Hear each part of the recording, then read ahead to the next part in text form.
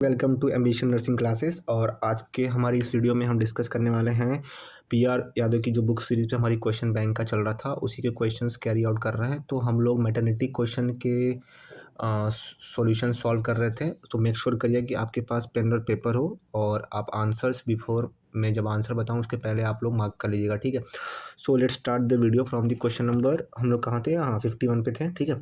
तो हम लोग 51 से क्वेश्चन नंबर स्टार्ट करेंगे। एंड जो पहला इसमें a female patient getting clomiphene citrate therapy during pregnancy the risk of which complication में इंक्रीज। तो कौन से कॉम्प्लिकेशन होने की चांसेस बढ़ जाते हैं? तो ऑप्शन है एक्टोपिमिक प्रेगनेंसी, मल्टीपल प्रेगनेंसी, फिर पॉलीहेड्रोमोनियस, ठीक है। उसके बाद है मिस्ड अबॉर्शन। अब इसमें से कौन सा करेक्ट आंसर है for the 51? That is option number B, that इज मल्टीपल प्रेगनेंसी होने के चांस बढ़ जाते हैं, ठीक है।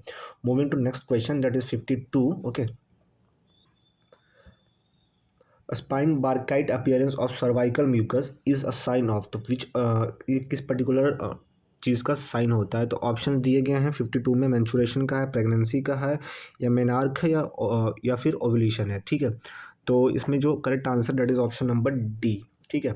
Moving to the next question, that is 53।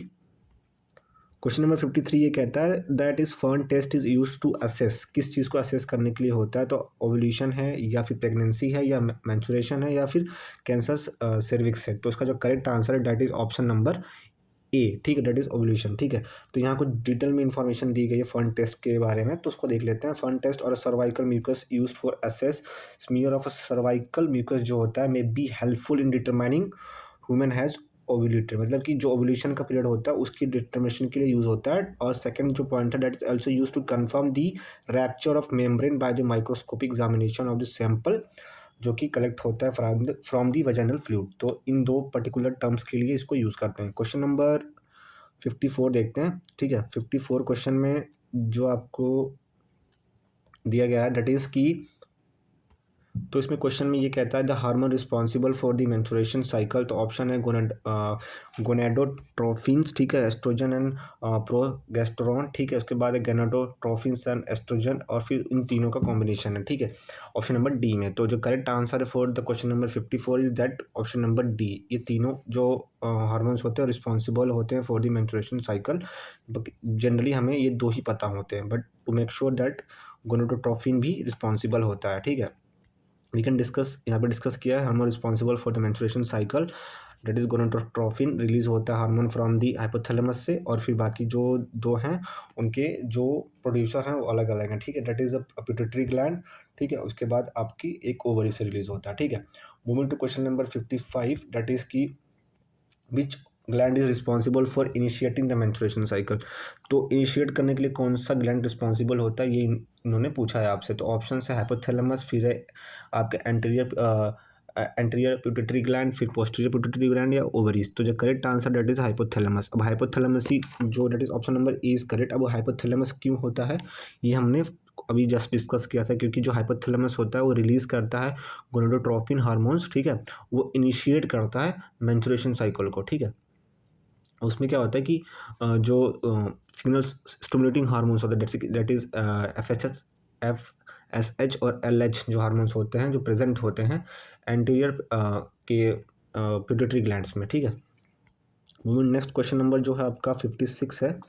56 question में कहता है कि a mother with a 9th month baby, ठीक है, is planning for planning for tubectomy, ठीक है। What is the ideal time for the surgery following the menstruation. तो जो करेक्ट आंसर है और वो अभी डिस्कस करेंगे, but before that we need to see the options. तो ऑप्शंस क्या क्या हैं? ओलेटरी फेज है, या मेंस्ट्रुएशन फेज है, या सिक्रेटरी फेज है, या पॉलीफेरेटिव फेज है। तो जो करेक्ट आंसर है that is option number D, that is a proliferative phase, ठीक है। अब इसमें क्या होता है कि जनरली टूबेक्टोमी जो होती है ये तब की जाती है within a week after the menstruation cycle, और उसे पॉलीफेरेटिव फेज भी कहा जाता है, ठीक है। और जो इसमें क्या होता है कि जो पोस्ट जो पार्टम होता है, जो स्टेलाइजेशन होता है, इस वो परफॉर्म किया जाता है after this 72 hours of the vaginal delivery. तो ये पोस्ट पार्टम स्टेलाइजेशन एक प्रोसेस होता है जिसमें कि स्टेलाइजेशन का प्रोसेस कैरी आउट करता है, मतलब कि जो भी वहाँ पे कंटामिनेशन और जो भी माइक्रोबियल ऑर्गेनिज्म रिस्पॉन्सिबल हैं फॉर द इन्फेक्शन उनको रिमूव करने की प्रोसेस को कहते हैं, ठीक है। Next question 57।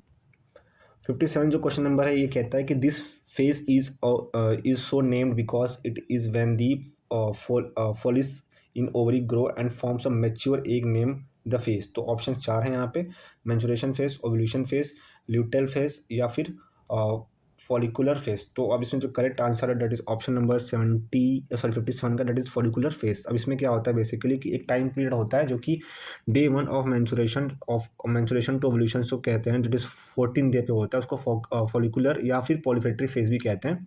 और ठीक है, move to next question, that is question number 58 में आपसे पूछा जा रहा है दैट ovarian cycle is initiated by. तो ऑप्शन है प्रोगेस्टेरॉन या फिर एस्ट्रोजन या फिर एंडो एंड्रोफिन्स या फिर फॉलिकल स्टिमुलेटिंग हार्मोन्स। तो जो करेक्ट आंसर है for the question number 58 that is option number D, that is follicle stimulating hormone.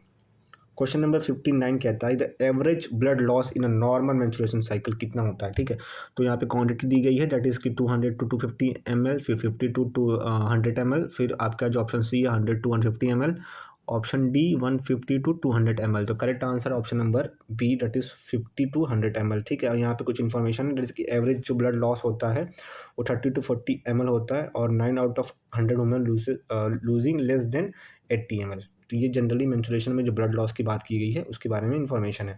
Question number 60 कहता है आपसे कि the constant phase in the menstruation cycle is menstruation phase, proliferative phase या फिर luteal phase या फिर ovulation phase. तो इसमें से जो कांस्टेंट फेज कौन सा होता है फॉर द क्वेश्चन नंबर 60, तो जो correct answer that is luteal phase. अब इसमें क्या होता है कि जो पीरियड होता है ये 14 डेज होता है beginning from the next means called secretary phase कहते हैं। ठीक है, अब इसमें क्या होता है कि जो सिक्रेटरी फेज होता है is the most constant phase of the female reproductive system. जो सिक्रेटरी फेज होता है लेंथ इसकी जनरली फिक्स्ड होती है, वो होती है 14 डेज। ठीक है, तो अगर हम देखेंगे तो 36 डे ओव्यूलेशन ऑकर होता है एंड 22 सेकेंड डेट जो होता है वहाँ पे साइकिल में आपकी ओव्यूलेशन साइकिल को कहते हैं। ठीक है, अब नेक्स्ट क्वेश्चन हम देखते हैं, उसके बाद हम क्वेश्चन नंबर 61। ठीक है, क्वेश्चन नंबर 61 आपसे कह रहा है कि ovulation in the female with the 36 day cycle occur between. तो ऑप्शंस हैं 14 day to 18 day, 30 day to 34 day या फिर ऑप्शन जो है आपके 20th डे टू 24 डे या 18 डे टू 12th डे। तो जो करेक्ट आंसर है for the 61 is the option number C, that is 20th day to 24th day. Question number 64, which says that key the phase in which the lining of the cell ovarian fossils are stimulated by the luteinizing hormones to develop the corpus lactum,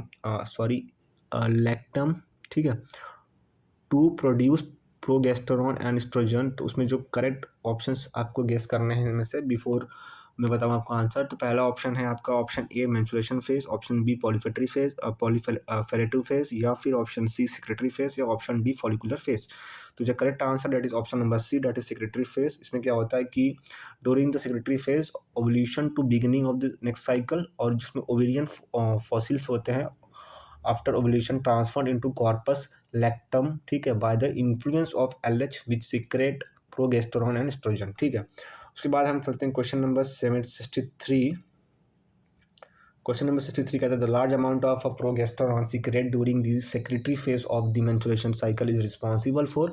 options हैं आपके the onset of ovulation या regulation of the menstruation, option C the incident of the capillary fragility या option D sustaining the thick endometrium of uterus. ठीक है, question number 63 correct answer है option number D, that is sustaining the thick endometrium of the uterus. ठीक है, उस particular thickness को maintain करके रखने को कहते हैं।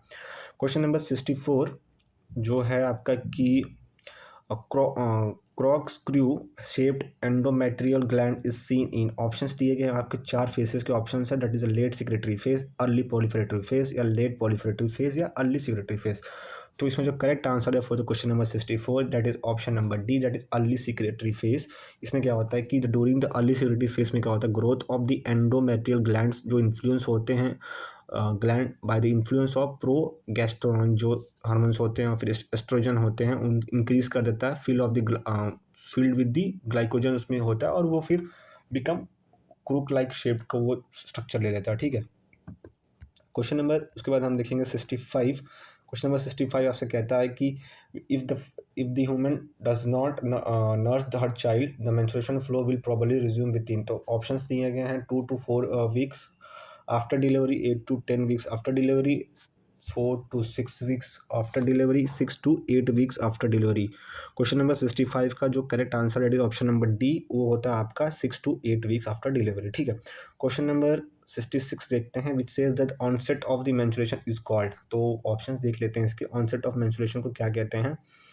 क्वेश्चन नंबर 66, तो ऑप्शंस दिए गए हैं आपके, ओवेरियन साइकिल, एंड्रोपॉज या मेनोपॉज या मेनार्क। ठीक है, तो इनमें से जो correct answer that is option number D, that is menarche. तो ये फर्स्ट मेंस्ट्रुएशन पीरियड होता है ऑफ द एडल्सन गर्ल। ठीक है, उसके बाद हम चलते हैं question number 67, which says that permanent cessation of menstruation is. ठीक है, तो 4 ऑप्शन दिए गए हैं जिसमें एमेनोरिया है, फिर मेनोपॉज है, फिर ओल्गियो मेनोरा है, फिर हाइपोमेनोरा है। ठीक है, मेनोरिया है। ठीक है, तो इन चारों ऑप्शन में जो परमानेंट सिसेशन होता है ऑफ मेंस्ट्रुएशन उसे क्या कहते हैं। तो करेक्ट आंसर इसका है that is option number B, that is menopause. ठीक है, मूविंग टू क्वेश्चन नंबर 68 जो कहता है कि endocrinological change during the menopause include the following except. इसमें से एक नहीं होगा। तो ऑप्शन जो हैं वो हैं कि fall in the serum oestro oestro oestradiol level, या फिर फॉल इन एफएसएच लेवल, या इंक्रीज इन एलएच लेवल, या इंक्रीज लेवल ऑफ द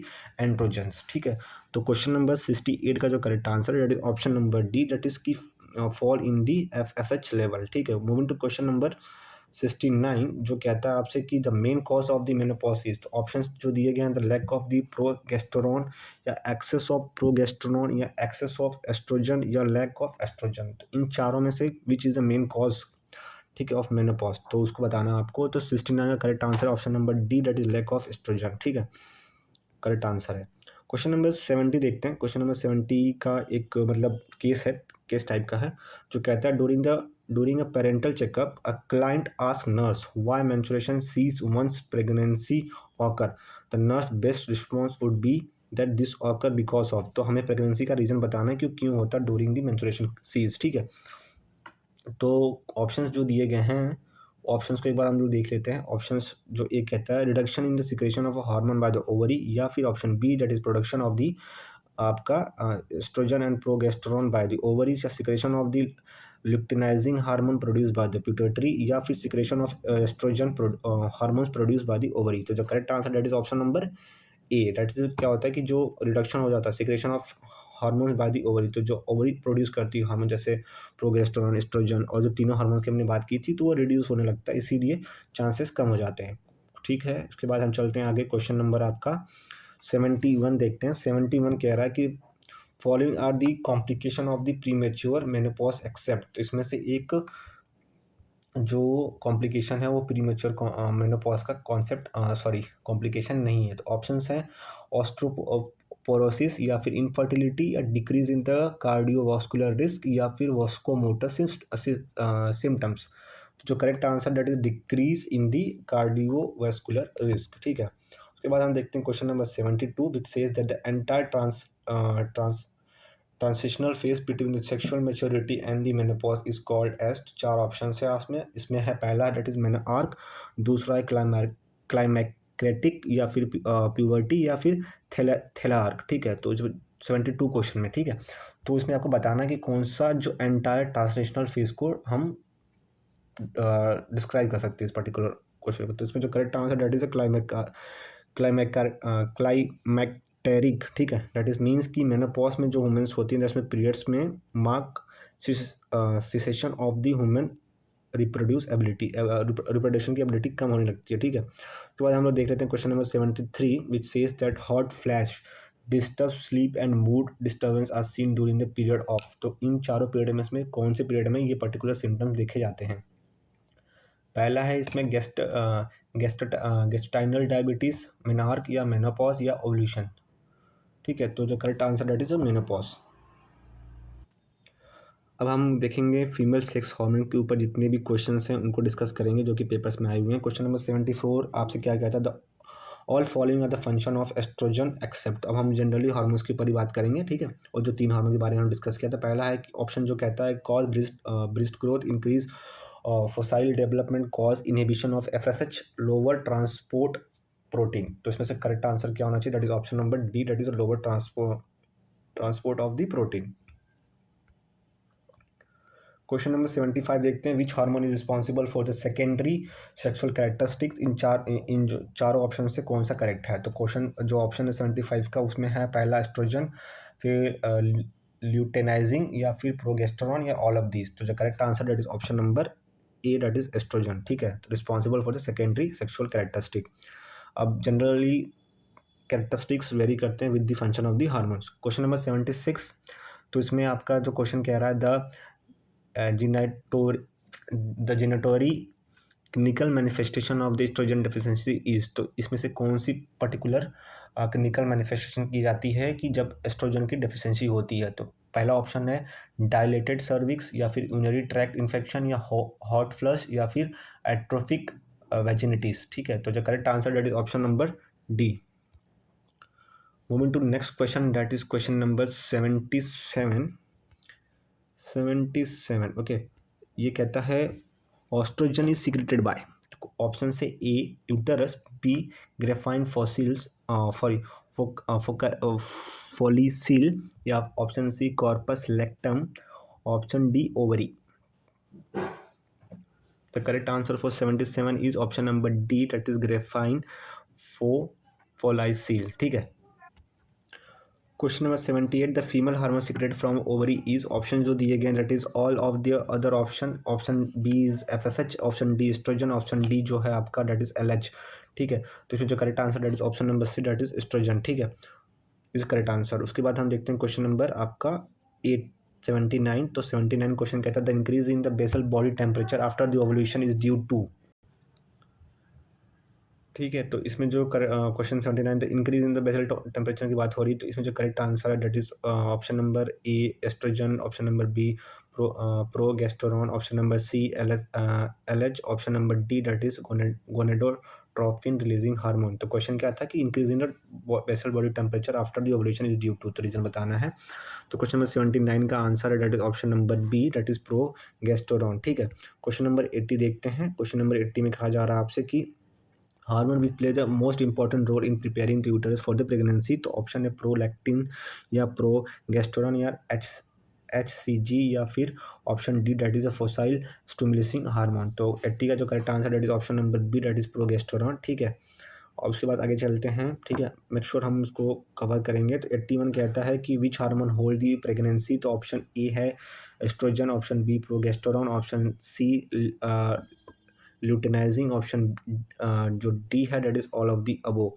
तो option B is correct, that is progesterone. फिर उसके बाद आगे चलते हैं question number 82, progesterone antagonist is. तो ऑप्शन इसमें चार हैं, दैट इज पहला ऑप्शन है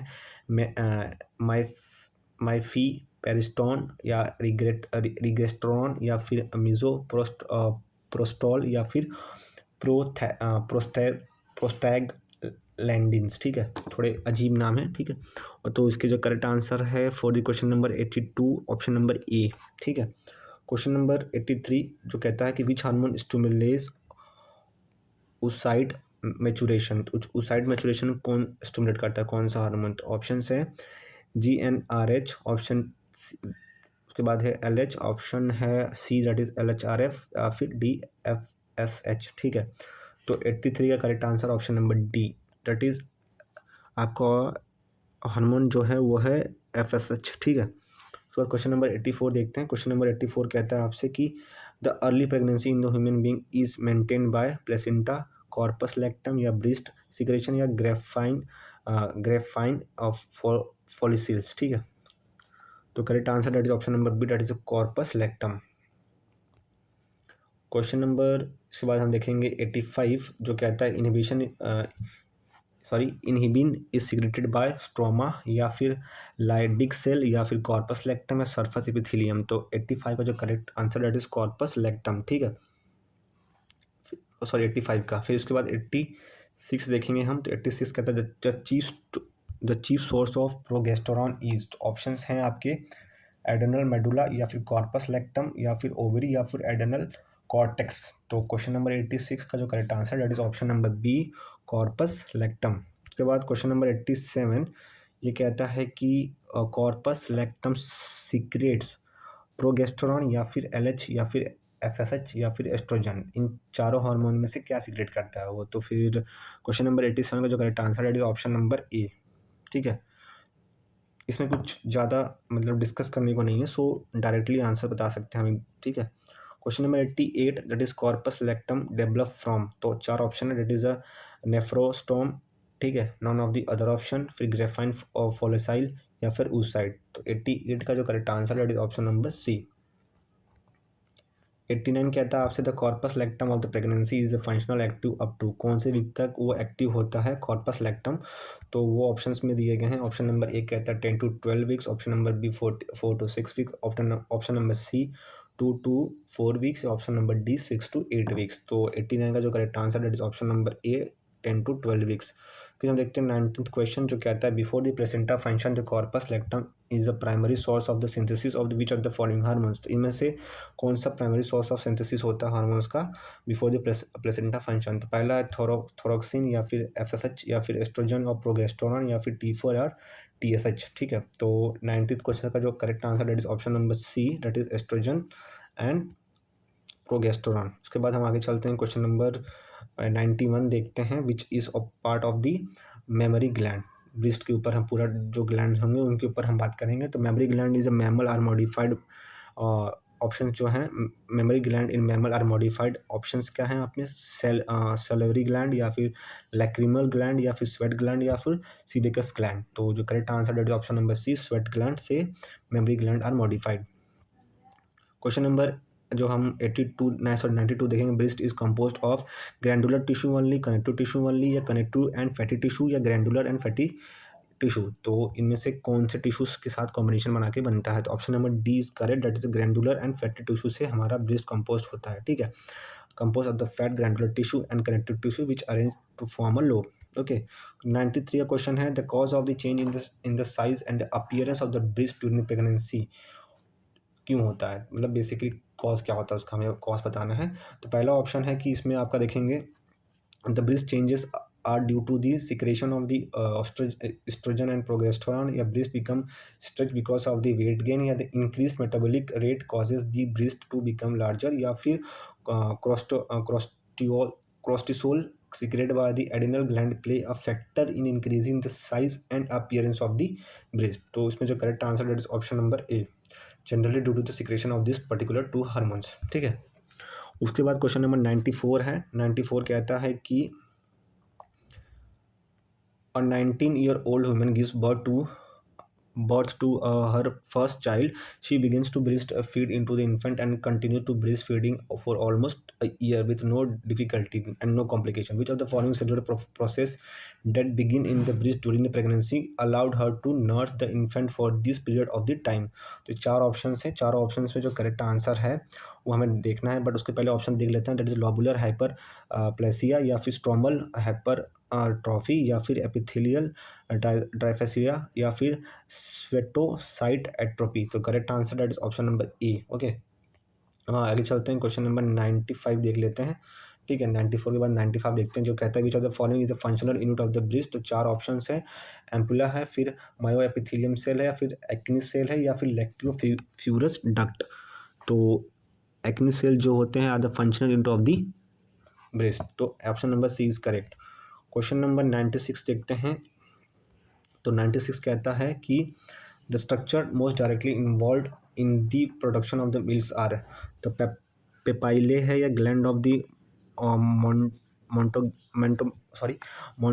मोंटोगोमेरी, या फिर एक्नी सेल्स, या लैक्टिनोफ्यूरोसाइनस। ठीक है, ये चार ऑप्शन है for the question number 96। Correct answer acini cells. Acini cells are responsible for direct involvement in the production of the milk. Question number 97 ये कहता है कि which is the correct instruction given by the nurse release to breast self examination, that is BSc except. तो इनमें से एक नहीं है, तो चार जो फंक्शन परफॉर्म करने होते हैं उसमें से जो पहला ऑप्शन है perform BSc monthly 7 to 10 days after the menses, या आफ्टर मेनोपॉज ऑफ द और hysterectomy performed on a fixed day of every month, या C use opposite hand to examine the breast and do not take bath and use this soap for the BSE। तो 97 का जो correct answer that is option number D.